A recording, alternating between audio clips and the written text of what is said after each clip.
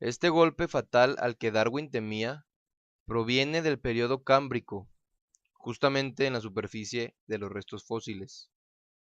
En todos los restos fósiles hasta el Cámbrico, las especies vivientes siempre aparecían completamente formadas. Las principales clases como peces, anfibios, reptiles, aves, mamíferos y cientos de miles de diferentes especies, dentro de ellas, todas aparecieron de repente y con distintas estructuras.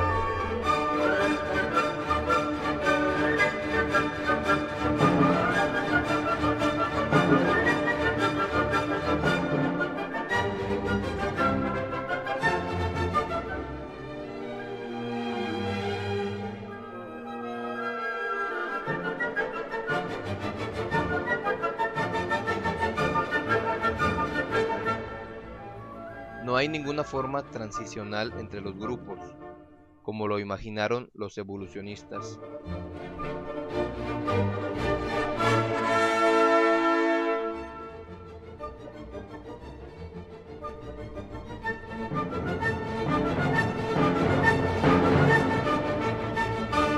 Este hecho es la clara evidencia de que todas las clases básicas fueron creadas de forma separada por Dios. El paleontólogo evolucionista Mark Zarnecki confesó este hecho de la siguiente forma: el mayor problema para probar la teoría han sido los restos fósiles. Estos restos nunca han revelado huellas o señales de estas variaciones intermedias hipotéticas de Darwin. En cambio, las especies aparecen y desaparecen abruptamente, y esta anormalidad ha hecho estallar el argumento creacionista de que cada especie fue creada por Dios. Además, no hay diferencia entre los fósiles de 100 millones de años y sus modernos descendientes. Por ejemplo, un tiburón de 140 millones de años y un tiburón moderno tienen exactamente la misma estructura.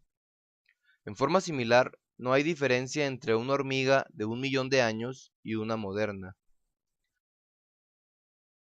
Una libélula de 135 millones de años y una moderna. Una tortuga de 1 millón de años y una moderna,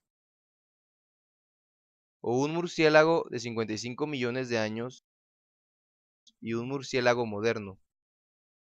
Es decir, todas las especies vivientes fueron creadas por Dios y no sufrieron ninguna evolución luego de su creación.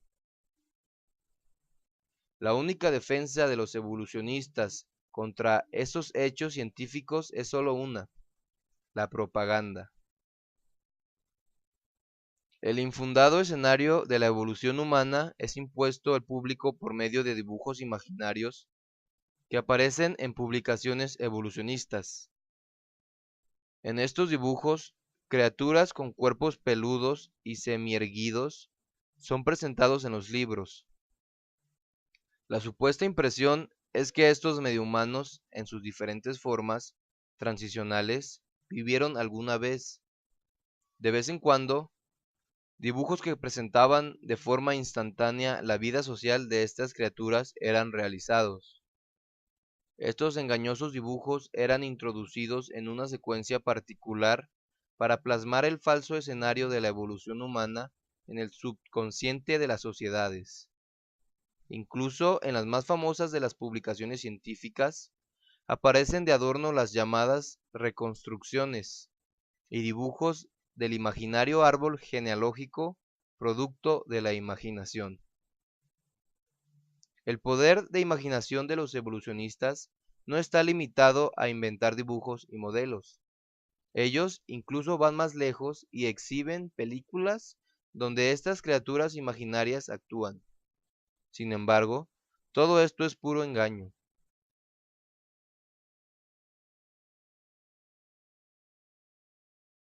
La única evidencia a disposición es generalmente unos pocos fragmentos de cráneos y tibias. El pelo, piel, nariz, orejas, labios y otros rasgos faciales de los seres humanos no pueden ser determinados a partir de restos fósiles. Ernest Hutton, de la Universidad de Harvard, afirma que estos dibujos no tienen aval científico. Tú puedes con igual facilidad moldear en un cráneo neandertalense los rasgos de un chimpancé o los lineamientos de un filósofo griego. Estas supuestas restauraciones de tipos antiguos de hombres tienen muy poco valor científico, si es que lo tienen, y son creíbles solo para engañar al público. Los evolucionistas van aún más lejos en este tema, que incluso pueden inventar diferentes rostros para el mismo cráneo. Las 3 reconstrucciones completas realizadas para el fósil llamado Australopithecus afarensis es un famoso ejemplo que muestra lo persistente de los evolucionistas en producir estas falsas máscaras.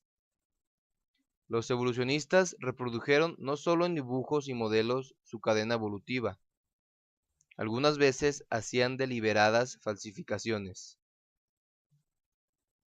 El más famoso de estos fraudes es el hombre de Piltdown, introducido en Inglaterra en 1912 por un evolucionista llamado Charles Dawson. Este fósil fue presentado como la más importante forma transitoria entre el mono y el hombre y fue exhibida en museos por más de 30 años. Expertos que examinaron el fósil en 1949 descubrieron que era una falsificación que había sido producida tras la unión de la mandíbula de un orangután a una calavera humana. Otra forma intermedia inventada por los evolucionistas fue el hombre de Nebraska. Este fue descubierto en 1922, también en base a simples fósiles. Los evolucionistas no dudaron en darle inmediatamente un nombre ostentoso, Hesperopithecus harlock-cockit, o en hacer dibujos imaginarios relacionados con él. Pronto fue revelado que el diente que había sido origen de inspiración para el hombre de Nebraska, de hecho, pertenecía a un cerdo salvaje. Otras calaveras fósiles que han sido presentadas como una gran evidencia de la evolución han fallado una a una.